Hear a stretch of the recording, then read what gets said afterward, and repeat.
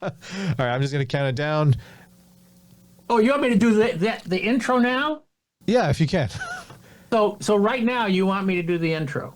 If you can, yeah. If you were listening to one of my podcasts or anything like that, this would be part of the intro. Yeah. That's what I'm thinking about. Maybe Yeah, we're doing the intro right now. And you know what, folks? We already did the interview. It's amazing. Yeah. This guy is unbelievable. All right. Ken is something else. You know, even though he didn't show me his kids, we had a great time talking about personal branding, how to separate yourself from the competition. It gave you some really good ideas. And if we didn't, it's my fault. It's not his fault. You know, he did everything he could to keep me on the straight path, and I kept veering off in different directions. So just trust me on this. Oh, and there's some good stories in there too. There's some good stories. Enjoy yourself. Have a good time. You are now listening to the next Great Small Business Podcast. Welcome to the S.M.E Stories Podcast, where it is all about small businesses in Canada. And here's your host, Ken Alfred. All right, guys, we have Steve Miller. Right. Steve, how you doing? Like an eagle. Wait. Fly like an eagle. That's me. That's not you? Okay. No, it's not. So, anyways, we got Steve Miller here. He's going to give a lot of inspiration to all of our listeners here. He has a very interesting story, and apparently he's the third funniest member of his family. So, yeah, third. So who's the first two? And I'm really funny. Yeah. Yeah, our daughter is clearly the funniest person in our family, and my wife actually is not only the second funniest, but she actually used to write a humor column many years ago, kind of on the side when she was doing sales and that type of stuff. So yeah, I'm the third funniest, and it's just the cross I have to bear.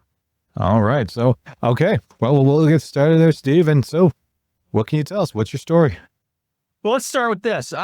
I'll just give a real quick run up to getting into sales and marketing and stuff. When I got out of college, I tried my damnedest to play on the professional golf tour, and I succeeded to getting out there. What I did not succeed in doing was earning money. Oh. And I learned that was kind of a prerequisite for staying out there. Yeah. So unfortunately, I had to get off. I had to kind of leave that. And my college roommate came from an old Hollywood family, and a really successful Hollywood family. So he gave just because I had nothing to do. I didn't know what I was going to do. All I knew was golf. And I majored in electives in college, right? So, he said, well, come and work for me behind the camera, and we'll see what happens, right? So at that time he was directing a small TV show. Don't know if you've ever heard of it, called Wonder Woman.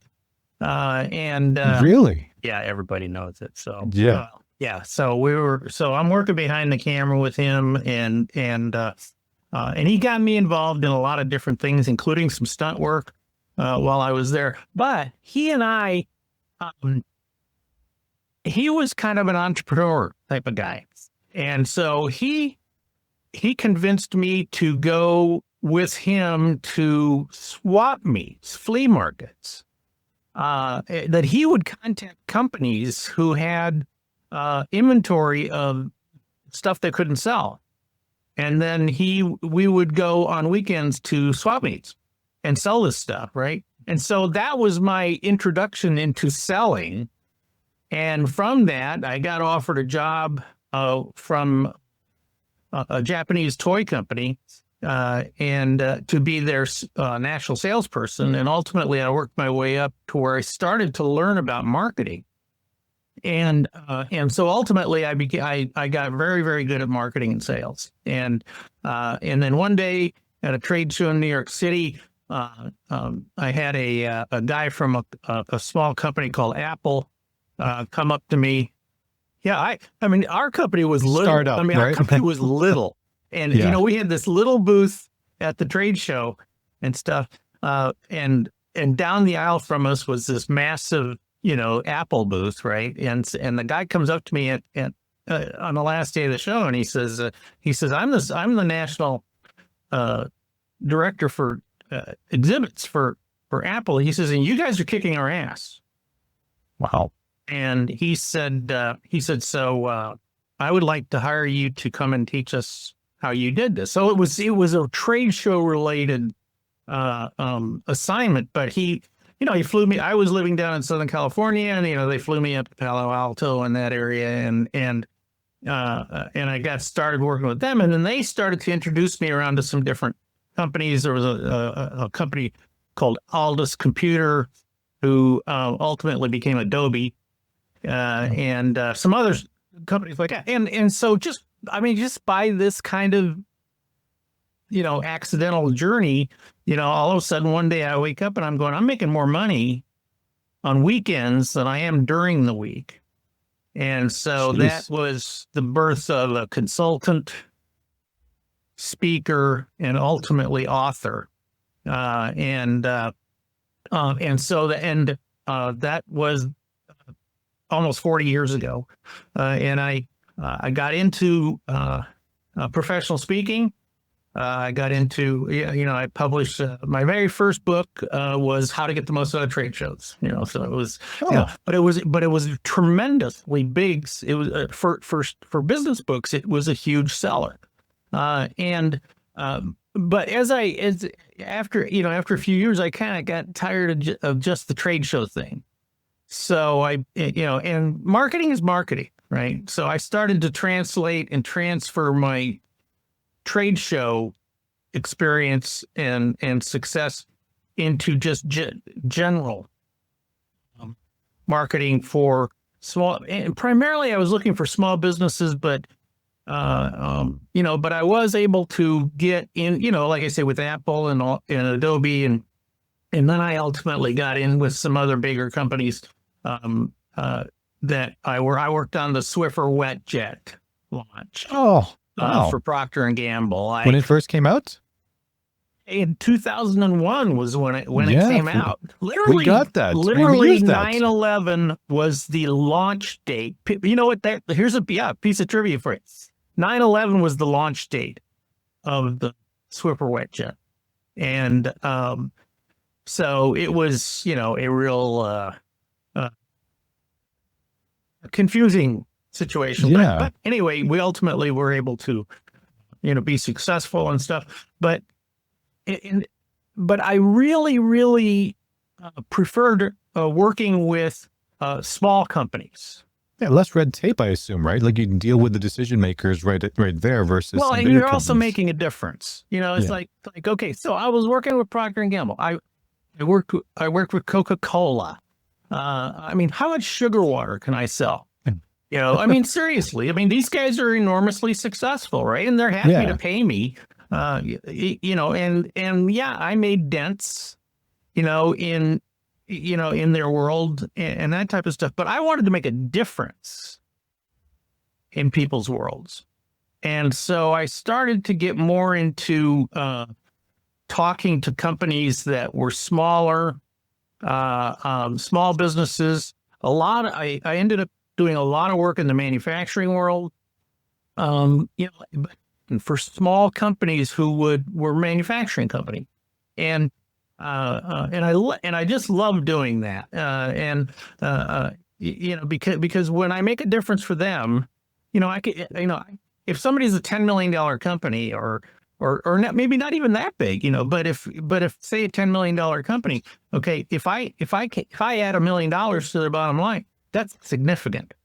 Okay. So that's kind of where I came from that. But during all of that, I also, I learned, or I determined that the number one best way for me to market myself and market my company, and this was by myself. My wife was selling mufflers, as I mentioned to you off the air. Muffler mama, the world's number one muffler salesperson. Yeah. And and before she left and decided to have a kid and come and work with me, I was by myself, so I learned that a great marketing tool for a solopreneur is professional speaking. And so I started to get out and give speeches, right? Because the audiences could be people that could hire me. And then I learned from another speaker who said, you really ought to write a book. Okay. So I started with the trade show stuff, right? And so my very first book was How to Get the Most Out of Trade Shows. It was a tremendous, very successful seller. You wouldn't think so. I mean, you would think that, but there are a lot of companies who exhibit at trade shows, and Yeah. I got very lucky. I got very lucky with that. And then as I said, I kind of started to move into the direction of just overall marketing for small businesses, and then from there we wrote a bunch of other books, some smaller books that we self-published, and then ultimately we started this the Uncopyable series that where Kay and I now have a series of 4 books that are based on the uncopyable philosophy of business. And in our latest one, the 4th one that just came out a couple months ago, is Uncopyable You, which is about personal branding, for people. All of us need a personal brand and stuff. So, Well, no, that's really cool, actually. Right. Are we done? No. You answered a lot of questions already, but so I was going to try to see what kind of brought you into the marketing brand thing. So what was it that stood out? Is it just something you started noticing after your years of working with the bigger companies, the ones who are doing well versus the ones who aren't doing well? Is that brand marketing that they're either doing? Brands are, and it's very different for bigger companies as compared to small, entrepreneurial type companies. Brands, for big businesses, yes, their brands are really, really important. Ultimately, really, they become equity. A brand for Procter & Gamble, the Procter & Gamble. I mean, just the brand name Procter & Gamble, that's worth money to Procter & Gamble. Yeah. Okay.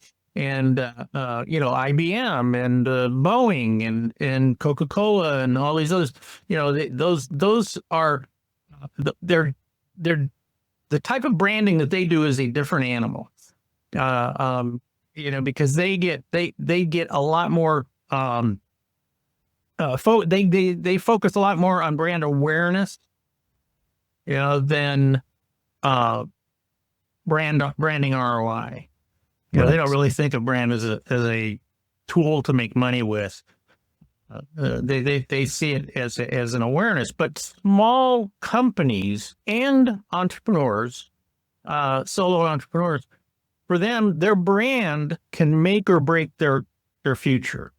Yeah. And so, as I started to focus more and more on the smaller guys, because I started to realize that, and this was many years ago, and you don't hear this very often. In fact, I don't think I'm gonna say that you probably have never heard this exact phrasing before. We've all heard the phrase, people do business with people they know, with people they like, and people they trust. We've all heard those. Yeah. And it's easy to say, okay, and the single most important one of all is trust. Okay. When I was working in Hollywood for my friend, I was in a meeting one time with a big time producer, and he was hiring me to do something, have a small part in an upcoming show and stuff. And I remember when I was leaving, I said, hey, thank you very much for, I appreciate the opportunity to work with you. And I'm glad that I know you, which is, and I said, because by knowing you, I was able to open this door and get in with you. Right. Yeah. And he said, you got it wrong. I said, I got it wrong. And he goes, yeah. He says, it has nothing to do with the fact that you know me. He says, it is completely because I know you. The producer was saying it was more important that he knows me than it was for me So to you know know him. him. And you know, gee, when you think about that for a second, you go, well, heck yeah, of course, right? And then I started, you know, and then in the process of thinking about marketing, one of the things that I teach people all the time is I say, look, the purpose of marketing is to be on the mind of the prospect when the prospect is ready to buy. Okay, we want to be on the mind of the prospect when the lightning bolt comes out of the sky and says, "Oh my gosh, I need this solution." Okay, when that happens, do they think of you first? Do they think of you second? Do they think of you at all? Okay, and I start, you know, and of course, in the beginning, I started to realize, okay, well, they have to think of me. Yeah. Right? They have to think of me. That they know me, right? And then I started to expand on that with the way I was approaching the company I was working for, and you know, and it became where I was now starting to think that, wait a minute. People do business with people they know, like, and trust. And then all of a sudden I realized we're missing one thing. Really important. They have to remember you. Well, okay. Yeah. Okay? Remember, add that to the list. Know, like, trust, and remember. Oh, And that's what's on the cover of our new book is to get people to remember. If you know, trust, obviously, you could still say trust is the most important of all. Okay. But you know, what if all of a sudden this lightning bolt comes out of the sky and they're going, man, you know, gee, I remember we were talking, I heard about this one guy and yeah, who was that guy? If they don't remember me, they move on to who they do remember. yeah. So make yourself memorable, because I totally agree with you on that, because I think at the end of the day, yeah, I know a lot of people and I've tried to get people to remember, like, know me, but at the same time, like it's so important there, when they actually are ready to get something, to purchase something, they're going to go with who they remember. That's right. Say, oh, I And remember. If they remember you and they trust you. And trust So you, you see, yes. that other stuff is really important. The trust part, of course, is critical. That's where the decision is made. But if they don't remember you, there is no decision to be made. Right. Great point. And that, folks, is branding. That's what that is. And so when I'm dealing with companies, or if I'm dealing, you know, with a solo entrepreneur or something like that, I said, our job is to find ways to help people remember you. You need to behave. You need to act. You need to send messaging out that helps people to remember you. Okay. And in the course of all that, of course, you want to get them to trust you. Okay. But the point being that my objective for my clients is when the lightning bolt comes out of the sky. Okay. You know what I say? Do they think of you first? Do they think of you second? Do they think of you at all? My objective is you're the only one they think about. Yeah. That's so important. That is what we call an uncopyable brand. See, that's right. That's it. Hence the word we got. You know, and our first book came out in 2017. It's titled Uncopyable. You know, how to create an unfair advantage over your competition. We call it an unfair advantage. Who wants to have a fair fight? Yeah. I don't want a fair fight.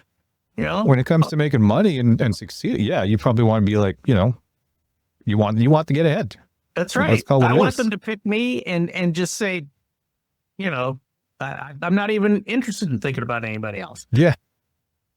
So I want an unfair advantage. And so we started teaching people about and the reason why the word, and I got lucky that I came up with the word uncopyable. Okay.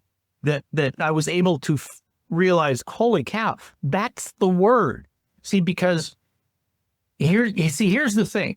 is that people do not do business with people who are similar to the competition. They have to have a reason to choose you. Now, what is the typical way companies and people, what is the typical thing that they say to people to think about them? They say, we're the best. We're the top. We're the best. We are the best. You know, we are the best at this, right? You know what? Ultimately, people don't care if you're the best.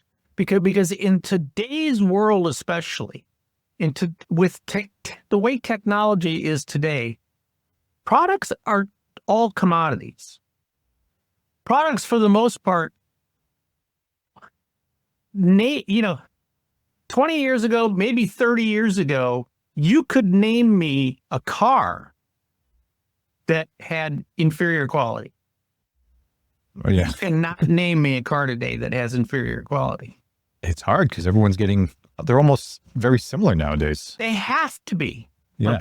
Because technology has commoditized it all, right? So we have to find other reasons for people to choose us. You know, so it's not just that they see that we are better than the competition. We are different. Yeah. We are different from the competition. And that was, for several years, I mean, I just kept saying, yeah, you want to be different. Yeah, you want to be different. Yeah, you want to be different. Okay. And then all of a sudden, literally out of the blue, and I still can't remember the moment. I wish I could have remembered the moments. But did I see the word? Did I hear the word? Did it just pop into my mind? The word uncopyable hit. And the moment that word hit, I knew that was my word. Yeah, because I've never heard the word that I was going to say to people. Look, I want to help you be uncopyable. Wow, that's a great story, man. Like that's I guess the word sticks out, right? Because I was looking, I'm like, uncopyable. I'm like, I don't even have to spell check that if that's even a word. Like I've heard it, like it makes sense to me to think, okay, that's what every business owner needs to be, is uncopyable.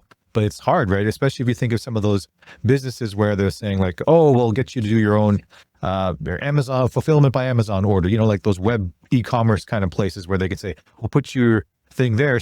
But at that time, at the end of the day, I say I buy it from Amazon. I don't buy it from. That's exactly right. You buy from Amazon. I don't buy from J. Smith Antiquities or anything like that. I don't know what that is. No, you buy from Amazon. That's the brand you've selected because and ultimately it has nothing to do that they are the best at delivering the products. They are the only ones. Yeah. They are the only ones that we think about, for getting products delivered to us or to anybody else for that matter. Well, yeah. I mean, that like, I don't know if you're familiar with what's going on in Canada right now, but we're currently going through a Canada Post strike for almost a month. So the people who are really suffering, aside from like the people who gets, whether it's checks or their passports renewed, are small businesses who use Canada Post to ship out product. Yeah. And it's forcing everyone just to say, okay, well, let me just go on Amazon to buy it, because Amazon has their own logistical system that, right, they partner all these smaller companies. And even to the point, Steve, that even Purelator, FedEx, and UPS said that, hey, we can't take any more small business customers anymore because our current volumes are high. So a lot of people were left out in the lurch, and I guess that's the problem with some things like that. But sorry, back to you here. So, how big is your company right now? Like you said, there's your daughter, yourself, and your wife, and just the three of you. Or I don't have all my kids working for me like you do. Which, by the way, I love. I mean, if you see what my title is Kelly's dad, marketing gunslinger. Yeah, that's my title. It's been my title since she was born 32 years ago. And I've had arguments with the Wall Street Journal, with the New York Times, with Forbes, when they would interview me. I have articles in the Harvard Business Review, stuff like that. And when they say, "What's your title?" I go, "Kelly's dad, marketing gunslinger." And they go, "Oh, we can't do that because that's just not right. It's not how we, it's not how we work. We'll just call you CEO. And I said, then you can take the article and throw it away. Because, Wow. I said, look, you're asking me to teach people how to be different. And you want to force me into the box that you want me to be in? Say, no, I'm not going to be in your box. I'm going to be in my box. And if you want me to teach people how to be different, I better be different. And that's, and then also it's telling a big story. And I think that you would appreciate this. Okay. Kelly's dad, marketing gunslinger. Kelly's dad is first in my title. That's the first thing I noticed. She is first in my title because that's who I am. And it also tells you what my priority is in life. My family is my priority in life. Marketing gunslinger, it's a different term. Okay. When you think of gunslinger, you think of Clint Eastwood. Yeah. Right. Cowboy movies. Absolutely. I want people to think of me. I'm the gunslinger who shows up out of the blue. Okay. And I can do stuff that nobody else can do to help you. All right. And then I will leave. Yeah. If that's how you want to do this, that works. Okay. So you see, my title is very carefully and deliberately created. And for 32 years, you cannot even believe how often people will say Kelly's dad. Kelly's dad. I was gonna say, do people just walk up to you, Kelly's dad? Yeah, Kelly's dad. They absolutely do. Now, on top of that, now that we've also added the word uncopyable in here, right? And that was created about 10 years ago, where we really went after it. Think about this. People say, oh, you want to be on the first page of Google. Right. I've heard that. Yeah. Everyone hears that. Yeah. Well, that's what SEO is all about, right? Right. So if we do SEO right, we will be on the first page of Google. And ideally, we will be at the top half of the first page of Google. Okay? All right? I will tell you and anybody else that's on here, Google Steve Miller Uncopyable. After 10 pages, you'll get tired. Yeah. I'm it. Wow. My wife and I are it. We are the only thing you find for page after page after page on Google, because we own the word uncopyable. And on top of that, we do, these things help people remember us, right? Yeah. What else helps people remember us? Well, and I teach this to people all the time. I say, you want to have anchors and triggers for people to remind them of you without you trying very hard. Okay. Yeah. So often people say, oh, you got to hear something. You got to hear it 6 times. You got to hear it 10 times. You got to hear all that sort of stuff. Yeah. And it has to be in front of you. You have to be in front of people. Right. Right. Okay. What color am I? Yellow.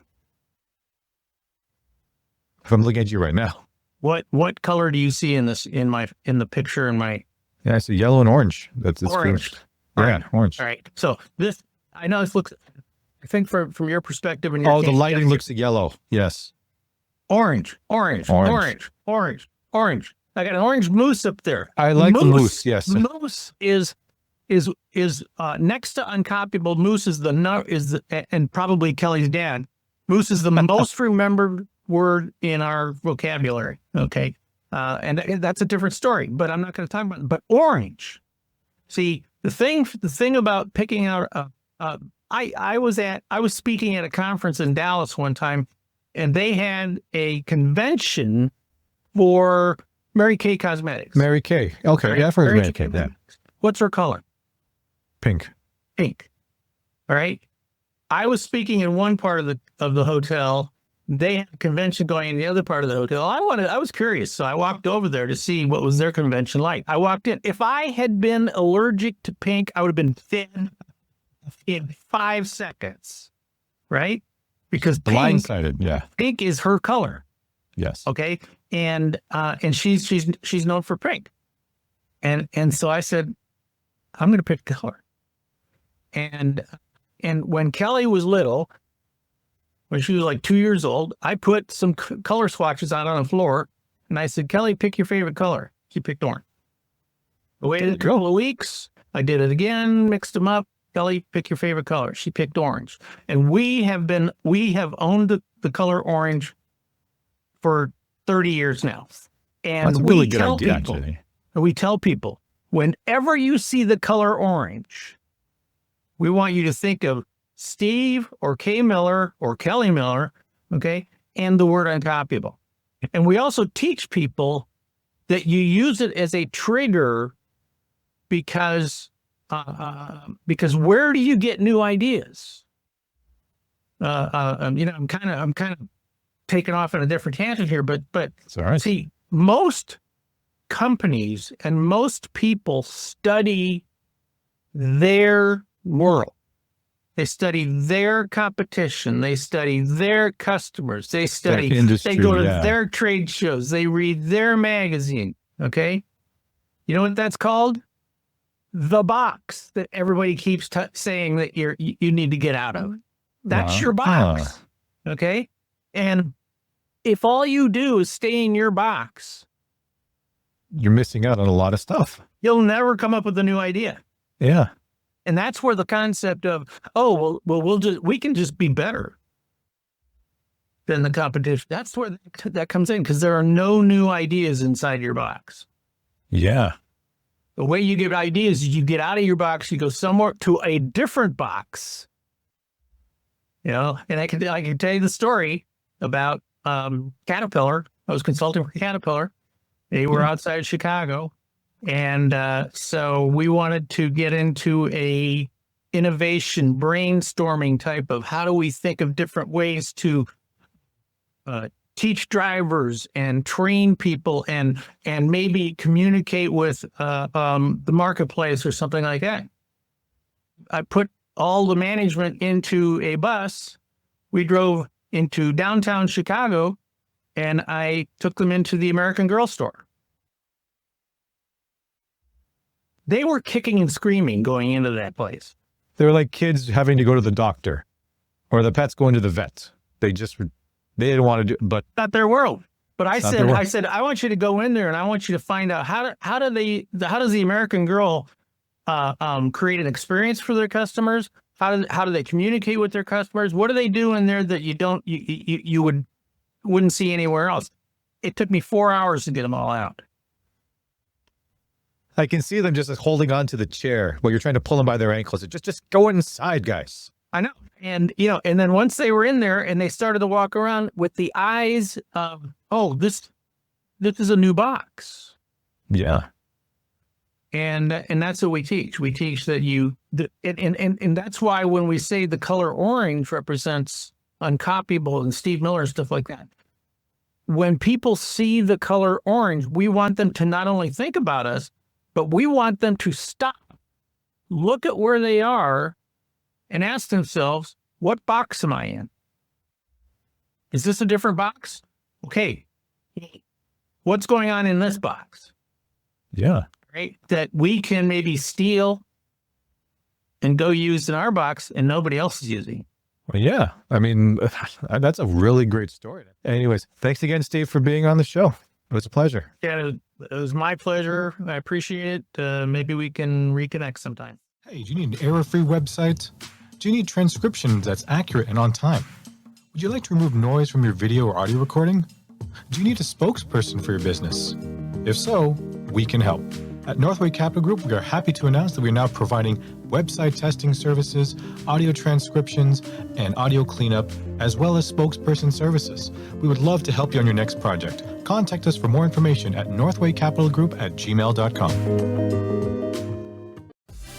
Thank you for listening to the S.M.E Stories podcast, which is owned by Northway Capital Group. Please follow us on Instagram and Facebook at Northway Capital Group.